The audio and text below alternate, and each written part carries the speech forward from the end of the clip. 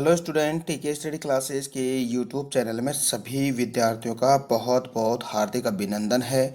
देखिए विद्यार्थियों, आज हम बात करेंगे जो ज्योग्राफी का 10वां लेसन है और आज का हमारा जो लेसन है परिवहन तथा संचार है, उसके बारे में डिटेल से पढ़ने वाले हैं।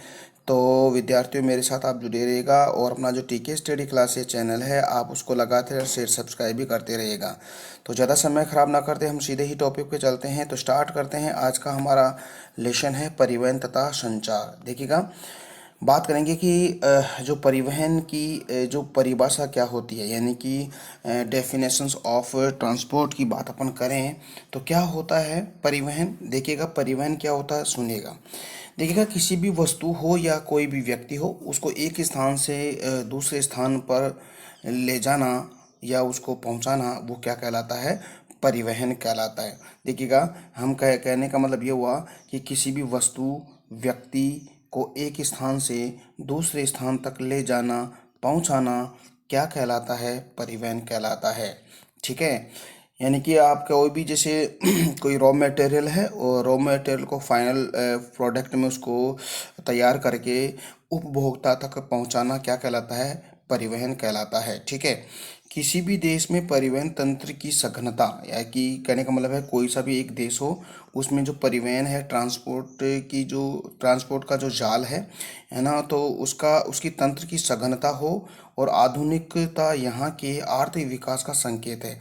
यानी कि कोई भी देश में जो ट्रांसपोर्टेशन की जो व्यवस्था है, उसकी व्यवस्था बहुत ही अच्छी है, तो उस देश का जो इकोनॉमिक डेवलपमेंट है वो बहुत ही अच्छा होगा, क्योंकि यह उद्योग व कृषि के विकास में महत्वपूर्ण भूमिका निभाता है। देखिएगा, ट्रांसपोर्ट क्या होता है, जो अपना अपना जो इंडस्ट्रीज़ है और जो अपना एग्रीकल्चर है, उसके डेवलप के अंदर अपने इम्पोर्टेंस रखता है, और यानी कि महत्वपूर्ण भूमिका निभाता है। ठीक है। तो कहने का मतलब है, जिस देश की ट्रांसपोर्ट व्यवस्था है, सिस्टम है, बहुत अच्छा है, तो उस देश का डेवलपमेंट भी बहुत ही बढ़िया रहेगा और उसका जो इकोनॉमिक सिस्टम है वो भी बिल्कुल अच्छा रहेगा।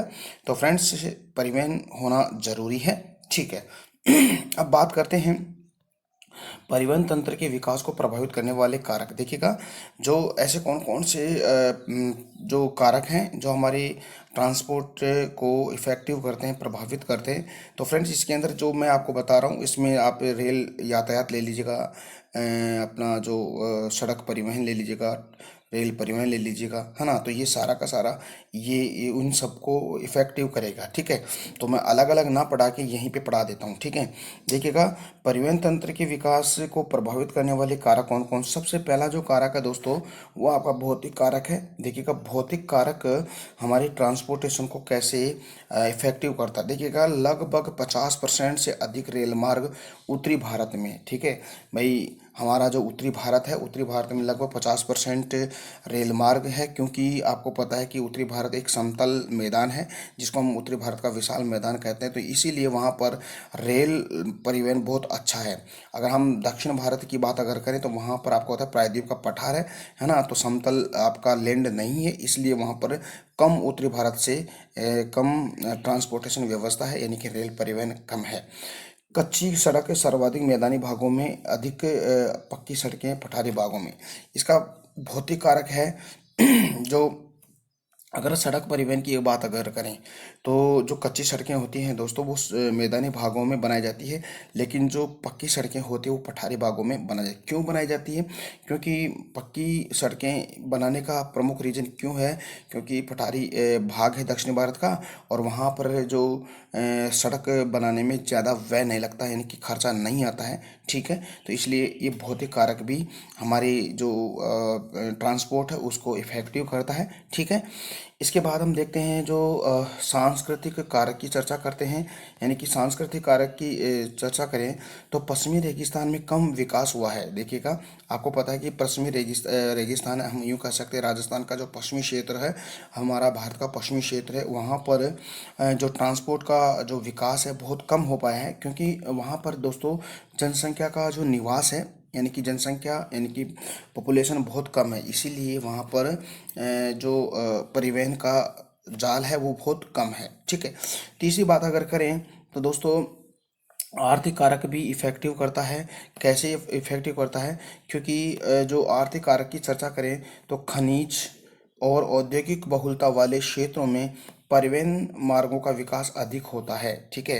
यानी कि जहाँ पर खनिज हो, मिनरल्स हो और औद्योगिक क्षेत्र इंडस्ट्रीज जो एरिया हो, वहाँ पर अत्यधिक होंगे ये, तो वहाँ पर स्वाभाविक बात है कि दोस्तों वहाँ पर ट्रांसपोर्ट का विकास भी बहुत अधिक होगा और तेज़ी से भी होगा। तो ये आपका तीसरे नंबर का आर्थिक कारक है। अगर हम सुरक्षात्मक कारक की अगर चर्चा करें तो सुरक्षात्मक कारक में देखिएगा दोस्तों, यानी कि सीमाओं की सुरक्षा और एवं सैनिकों की आवश्यकताओं को सैन्य सामग्री पहुंचाने के लिए विकास किया गया है। आपको पता है 1962 में चाइना और भारत के मध्य जब युद्ध होता है तब हम परिवहन साधनों के अभाव के कारण ही इस युद्ध को हम जीत नहीं पाए थे, है ना। तो पूरी शक्ति के साथ नहीं कर पाए युद्ध, क्योंकि हमारे पास ट्रांसपोर्ट व्यवस्था नहीं थी, ठीक है। तो ये हमारा जो मैं कहूँ आपको परिवहन के तंत्र को प्रभावित करने वाले कारक है। अब हम एक परिवहन की आज चर्चा कर लेंगे। हम बात करेंगे, सिर्फ आज का वीडियो रहेगा सिर्फ सड़क परिवहन है, ठीक है। तो सड़क ट्रांसपोर्ट की अगर चर्चा करेंगे, ठीक है। कल हम जो रेल परिवहन है उसकी हम चर्चा करते हैं। देखिए सड़क परिवहन की बात अगर करें तो देखिएगा, सुनिएगा।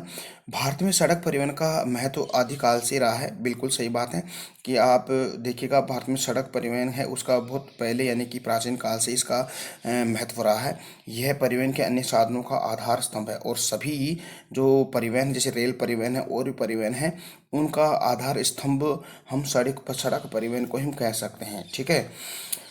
देखिएगा बात करते हैं आगे।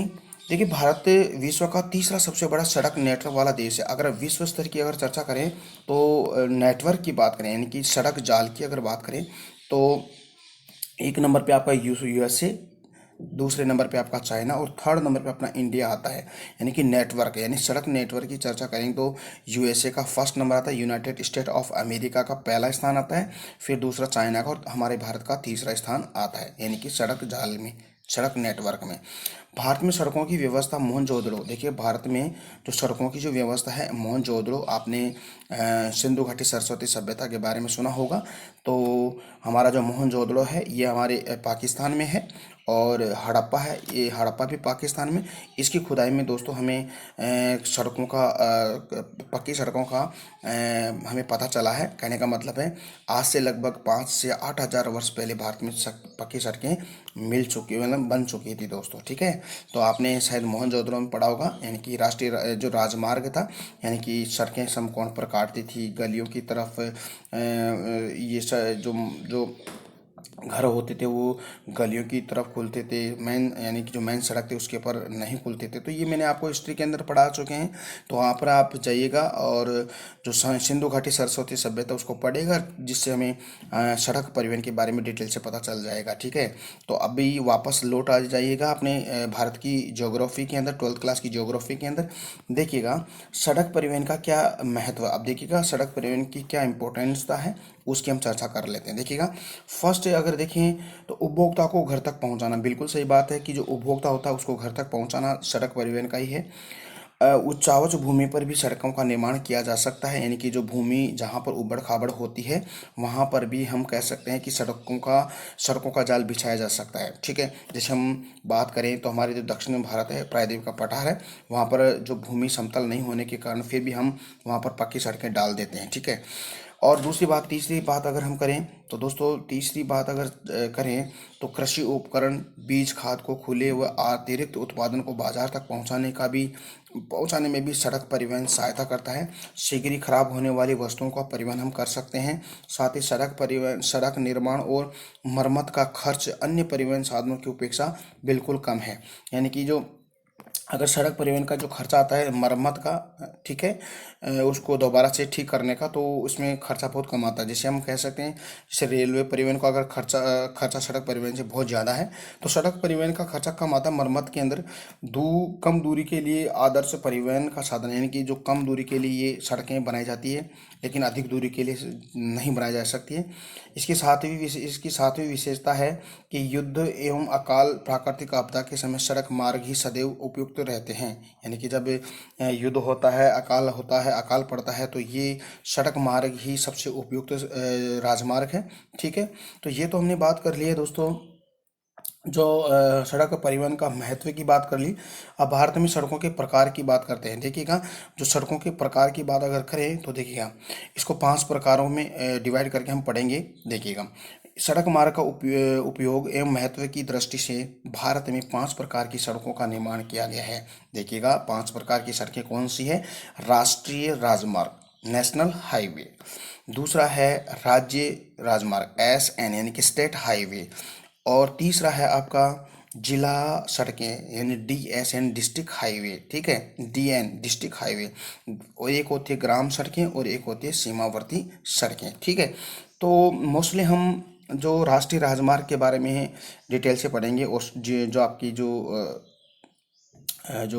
राज्य राजमार्ग है और राष्ट्रीय राजमार्ग, उनके बारे में हम पढ़ेंगे। तो यहाँ पर फोकस कीजिएगा। देखिए दोस्तों, हम बात करते हैं कि राष्ट्रीय राजमार्ग। देखिएगा, राष्ट्रीय राजमार्ग नेशनल हाईवे की अगर चर्चा करें तो दोस्तों हम बात करेंगे 2015 तक की बात करेंगे। ठीक है, अगर आपको दोस्तों जो डेटा मैं आपको बताने वाला हूं, अगर आपको न्यू अपडेट करना है जो इसके डेटा को, तो आप गूगल से संपर्क करके आप न्यू डेटा कलेक्ट कर सकते हो। ठीक है, देखिएगा, मैं 2015 की डेटा बताऊंगा आपको। ठीक है, भारत में राष्ट्रीय राजमार्गों की लंबाई 2015 की अगर चर्चा करें तो 98,000 किलोमीटर तक पहुंच चुकी है। NH हाईवे यानी कि नेशनल हाईवे की जो लंबाई है 2015 की 98,000 किलोमीटर पहुंच चुकी है। देखिएगा, राष्ट्रीय राजमार्गों का जो रखरखाव है, ठीक है, यानी उसका जो मैनेजमेंट है, उसका प्रबंधन है, वो हमारी सेंट्रल गवर्नमेंट के अधीन है दोस्तों। ठीक है, और राष्ट्रीय राजमार्गों का निर्माण, अब देखिए राष्ट्रीय राजमार्ग, जितने भी राष्ट्रीय राजमार्ग बनते हैं तो उनका निर्माण दोस्तों केंद्रीय लोक परिवहन विभाग है यानी कि CPWD के द्वारा इसका निर्माण करवाया जाता है। देखिएगा, 2 बातें आपको याद रखना है, एक तो इसका रखरखाव, ठीक है, केंद्र सरकार, और इसका निर्माण की अगर बात करें तो हमारे केंद्रीय लोक निर्माण विभाग के द्वारा CPWD के द्वारा इसका निर्माण किया जाता है। देखिए दोस्तों, भारत में जो CPWD की स्थापना 1854 के अंदर दोस्तों, जो हमारे भारत के गवर्नर जनरल लॉर्ड डलहौजी के काल में इसकी की गई थी CPW की स्थापना। ठीक है, देखिए, देश में समस्त सड़कों की कुल लंबाई केवल 2% NH है, लेकिन NH देश की कुल सड़क यातायात का लगभग 40% क्या करता है, कवर करता है दोस्तों। ठीक है, अब देखिएगा, यहाँ पे हम बात कर रहे हैं दोस्तों भारत में राष्ट्रीय राजमार्ग यानी कि NH नेशनल हाईवे की सर्वाधिक लंबाई वाले राज्यों की बात अगर करें तो दोस्तों 3 राज्य ऐसे हैं जिसकी सर्वाधिक लंबाई है, और वही 2015 की डेटा है। तो इसमें कुछ चेंजेस हो सकता है, इसमें कन्फ्यूज आपको नहीं होना है। देखिएगा, उत्तर प्रदेश पहला स्थान, राजस्थान दूसरा स्थान और तीसरा स्थान मध्य प्रदेश का आता है। ठीक है, देखिएगा, आगे बात करते हैं। अब देखते हैं जो नेशनल हाईवे के अंदर दोस्तों कुछ परियोजना चला रखी है, उसकी चर्चा करते हैं, और यही एग्जाम के पॉइंट ऑफ व्यू से बहुत इंपॉर्टेंट टॉपिक रहेगा आपके लिए। देखिएगा, पहला है राष्ट्रीय राजमार्ग विकास परियोजना NHDP की स्थापना हुई है, और इस परियोजना की स्थापना दोस्तों 1999 यानी कि 1999 में प्रारंभ की गई थी। इस परियोजना के अंतर्गत मुख्य 2 परियोजनाएं प्रारंभ की गई है, यानी कि आपकी NHDP यानी कि राष्ट्रीय राजमार्ग विकास परियोजना के अंतर्गत 2 परियोजनाएं चलाई गई है, और ये 2 परियोजनाएं बहुत ही इंपॉर्टेंट है फ्रेंड्स, तो इसको आप बिल्कुल याद कर लीजिएगा। ठीक है, और उसको समझ लीजिएगा। देखिएगा, एक है स्वर्णिम चतुर्भुज परियोजना, और एक पूर्व पश्चिम और उत्तर दक्षिण गलियारा की हम चर्चा करते हैं। देखिएगा, स्वर्णिम चतुर्भुज परियोजना, एक बार इसको मैं थोड़ा सा ठीक कर देता हूँ। देखिएगा, स्वर्णिम चतुर्भुज परियोजना की बात करें तो देखिएगा, स्वर्णिम चतुर्भुज परियोजना यानी कि ये परियोजना है जो हमारे भारत के 4 बड़े जो महानगर है, उन 4 बड़े महानगरों को जोड़ता है, जिसमें आपको पता होना चाहिए कौन कौन से, कोलकाता, दिल्ली, मुंबई और चेन्नई। देखिएगा, कोलकाता, दिल्ली, मुंबई और चेन्नई, ये 4 बड़े महानगरों को ये स्वर्णिम चतुर्भुज परियोजना जोड़ती है। देखिए दोस्तों, अभी हाल ही के अंदर जो इन जो एनएच हैं उनको थोड़ा सा चेंज कर दिया गया है, ठीक है। जैसे जैसे अब देखिएगा, एक सीधा आएगा उत्तर से दक्षिण आएगा कोई राजमार्ग, तो उसको तो सम संख्या दे रखी है। और या फिर ये थोड़ा उत्तर सॉरी ये पूर्व पश्चिम में घूम जाएगा तो उसको विषम संख्या दे रखी है। फिर उत्तर दक्षिण आएगा तो उसको सम संख्या, फिर पूर्व पश्चिम में तो उसको फिर विषम संख्या। तो ये थोड़ा सा चेंजेस हुआ है, ठीक है। तो आप न्यू अपडेट कर लीजिएगा। तो इसको हम पुराने तरीके से ही पढ़ते हैं वापस, देखिएगा। कहने का मतलब ये हुआ, जो आपका जो स्वर्णिम चतुर्भुज परियोजना है, जो कितने राज्यों को कवर करता है, देखिएगा। एक तो कोलकाता, ठीक है। एक आपका दिल्ली, एक आपका चेन्नई, यानी कि सॉरी मुंबई, और एक चेन्नई, चार बड़े महानगरों को जोड़ता है। देखिए दोस्तों, कलकत्ता से दिल्ली तक जाएंगे आप अगर, तो NH 2 से आपको जाना पड़ेगा। दिल्ली से आपका मुंबई जाओगे तो NH 8, देखिएगा NH 8 है, देखिएगा अभी जयपुर में से गुजर रहा है, ठीक है। तो इस NH 8 का भी अलग अलग संख्या हो गई है, तो सम और विषम वाला आपको फॉर्मेट आपको याद रखना है। फिर दिल्ली मुंबई से आप चेन्नई जाओगे तो NH 4 रहेगा, और दिल्ली से फिर चेन्नई से आप कोलकाता जाओगे तो NH 5 रहेगा। तो ये थोड़ा सा चेंजेस रहेगा आपके लिए, तो आप गूगल से संपर्क करके इसको पूरा अपडेट कर लीजिएगा, ठीक है। तो ये चार बड़े नगरों से जोड़ता है। इसके बाद में दोस्तों यहाँ पर कुछ गलियारा स्टार्ट किया है, यानी कि पूर्व से पश्चिम गलियारा और दक्षिण से उत्तर से दक्षिणी गलियारा। देखिए, सबसे पहले हम उत्तर से दक्षिण गलियारा की चर्चा करें तो उत्तर से दक्षिण गलियारा देखिए श्रीनगर से प्रारंभ होता है और कन्याकुमारी यानी कि आपका तमिलनाडु तक जाता है। और फिर दोस्तों जो आपका पश्चिम वाला जो एक गलियारा है पूर्व से पश्चिम, यानी कि पूर्व से सिलचर असम से स्टार्ट होता है और आपका पोरबंदर गुजरात तक जाता है। और दोस्तों जो उत्तर उत्तर और दक्षिण गलियारा और पूर्व पश्चिम गलियारा जो कहाँ दोनों आपस में मिलते हैं दोस्तों, ये मिलते हैं आपके उत्तर प्रदेश के झांसी, ठीक है। झांसी में ये दोनों मिलते हैं। तो इसके बारे में चर्चा कर ले, तो आप इस मैप को बनाइएगा और बिल्कुल आपके आपके माइंड में इसको बिल्कुल फीड कर लीजिएगा, ठीक है। अब देखिएगा, इसके बारे में पढ़ते हैं और भी डिटेल से पढ़ते हैं, देखिएगा। तो एक बार फिर से देखिएगा। देखिए, राष्ट्रीय राजमार्ग विकास परियोजना NHDP की बात अगर करें तो इसकी परियोजना की शुरुआत 1999 में की गई थी। इस परियोजना के अंतर्गत मुख्य दो परियोजनाएं प्रारंभ की गई, एक तो स्वर्णिम चतुर्भुज परियोजना और एक आपकी पूर्व पश्चिम और उत्तर दक्षिण गलियारा है, ठीक है। तो इनके बारे में मैंने अभी आपको बताया, तो इसको याद रखिएगा। अब देखते हैं, बढ़ते हैं, इसके बारे में पढ़ते हैं, देखिएगा। स्वर्णिम चतुर्भुज परियोजना भारत के चार महानगरों को जोड़ती, बिल्कुल सही बात है। और इसकी कुल लंबाई यानी कि 5846, यानी कि 5846 किलोमीटर इसकी लंबाई किसकी, स्वर्णिम चतुर्भुज परियोजना की, जो चार बड़े नगरों को जोड़ती है, कलकत्ता से दिल्ली, दिल्ली से मुंबई, मुंबई से चेन्नई और चेन्नई से कलकत्ता। तो चार बड़े नगर कौन कौन से हैं, देखिए, कोलकाता, दिल्ली, मुंबई और चेन्नई। कोलकाता वेस्ट बंगाल, दिल्ली एक यूनियन टेरिटरी स्टेट है, और मुंबई महाराष्ट्र और चेन्नई तमिलनाडु के अंदर, ठीक है। देखिएगा, इस स्वयं चतुर्भुज परियोजना की सबसे जो बड़ी जो भुजा है, जो लंबाई वाली, वो आपकी कलकत्ता से लेकर चेन्नई या चेन्नई से कलकत्ता जो NH 5 है, ठीक है। अब देखिएगा, इसके ऊपर दो गलियारा बनाया गया है, एक तो आपका उत्तर दक्षिण गलियारा और एक पूर्व और पश्चिम गलियारा। देखिएगा, उत्तर और दक्षिण गलियारे की बात करें तो श्रीनगर से प्रारंभ होता है और कन्याकुमारी तक जाता है, और पूर्व पश्चिम गलियारा है सिलचर यानी कि असम से जाता है पोरबंदर यानी कि गुजरात तक, ठीक है। तो श्रीनगर जम्मू एंड कश्मीर, कन्याकुमारी तमिलनाडु में, ठीक है। तो ये जाता है, तो उत्तर पश्चिमी गलियारा सॉरी उत्तर दक्षिणी गलियारा और पूर्व पश्चिमी गलियारा, इसकी कुल लंबाई 7142 7142 किलोमीटर है।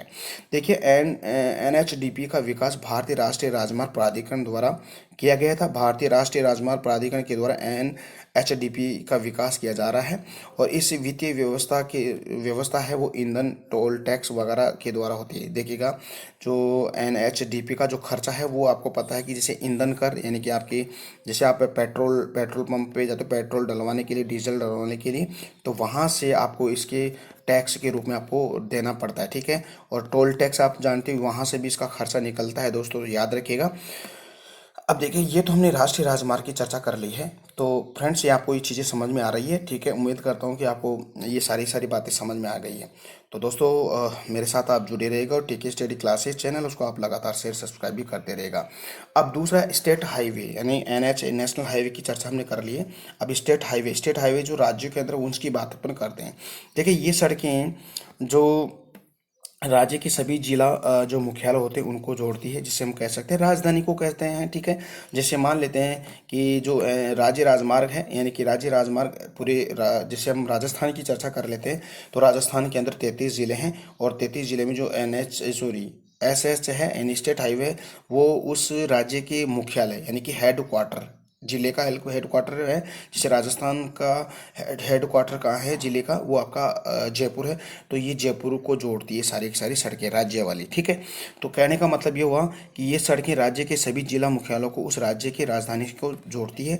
भारत में राज्य राजमार्गों की सर्वाधिक लंबाई दोस्तों 3 राज्यों के अंदर है, ठीक है। देखिएगा, मैं आप फिर बोल रहा हूँ कि ये चेंज हो सकता है, ठीक है। तो भारत में राज्य राजमार्गों की सर्वाधिक लंबाई दोस्तों 3 राज्यों में है। एक तो महाराष्ट्र में पहले स्थान पे, गुजरात दूसरे स्थान, तीसरा मध्य प्रदेश में। हम बात करें राज्य राजमार्ग यानी कि स्टेट हाईवे की हम बात कर रहे हैं। अब थोड़ा सा हम देख लेते हैं, भारत में सर्वाधिक सड़क घनत्व केरल राज्य में है, ये भी आप याद रखिएगा। अब थोड़ा सा इसको हम थोड़ा सा ओरल पढ़ लेते हैं, थोड़ा फास्ट पढ़ लेते हैं। देखिए, जिला सड़कों की बात करते हैं, जैसे हम स्टेट हाईवे की, नेशनल हाईवे की, स्टेट हाईवे की बात की, जैसे हम अब डिस्ट्रिक्ट हाईवे की बात करते हैं, ठीक है। तो देखिएगा, डिस्ट्रिक्ट यानी कि जिला सड़कें मार्ग, देखिएगा ये जो है जिला मुख्यालय को जिले के अन्य स्थानों से मिलती है। इसकी कुल लंबाई दोस्तों 4.7 लाख किलोमीटर है, जो कि देश की कुल सड़कों का कितना प्रतिशत है, 14% है। ग्रामीण सड़कों की चर्चा कर लेते हैं। तो ग्रामीण क्षेत्रों को शहरों, कस्बों और ग्रामीण सड़क मार्गों को जोड़ने के लिए प्रधानमंत्री ग्राम सड़क योजना कार्य प्रारंभ प्रगति पर है। भारत की कुल लंबाई लगभग 80% है, यानी कि भारत की कुल सड़क लगभग 80% भाग पर ग्रामीण सड़कें हैं। तो भारत में जितने भी सड़कें हैं, जिसमें कुल 80% जो ग्रामीण सड़कों का जाल है। सीमावर्ती सड़कों की चर्चा करते हैं। तो सीमावर्ती सड़कें क्या हैं कि 1960 ईस्वी में सीमा सड़क संगठन की स्थापना की गई थी। इस संगठन का मुख्य उद्देश्य सीमावर्ती यानी कि जो बॉर्डर होता है देश का, सीमावर्ती क्षेत्रों में सड़कों का निर्माण को बढ़ावा देता है। सीमा सड़क संगठन में लद्दाख से लेह तक संसार की सबसे ऊंची सड़क का निर्माण किया गया है। तो अब ये चेंज हो गया दोस्तों, ध्यान देना। अब देखिए, प्रधानमंत्री ग्राम सड़क योजना की चर्चा अपन कर लेते हैं। देखिएगा, प्रधानमंत्री ग्राम सड़क योजना है क्या। देखिएगा, यह योजना दिसंबर 2000 में केंद्रीय योजना के रूप में शुरुआत की गई थी, यानी कि सेंट्रल गवर्नमेंट के द्वारा 2000 में, दिसंबर 2000 में इसका प्रारंभ किया गया था। और ये क्या करती है, ये इस ग्राम सड़क योजना है, प्रधानमंत्री ग्राम सड़क योजना, यानी कि मैदानी क्षेत्रों में 1000 की आबादी वाले गांवों और पहाड़ी एवं जनजातीय क्षेत्रों में 500 की आबादी वाले क्षेत्रों को अच्छी सड़कों से जोड़ा जाएगा दोस्तों। तो दोस्तों, आज हमने बात कर ली है जो सड़क परिवहन के बारे में। फिर हम कल मिलते हैं एक नए टॉपिक के साथ। तब तक के लिए मेरे को इजाज़त दीजिएगा। नमस्कार दोस्तों, बाय बाय, टेक केयर।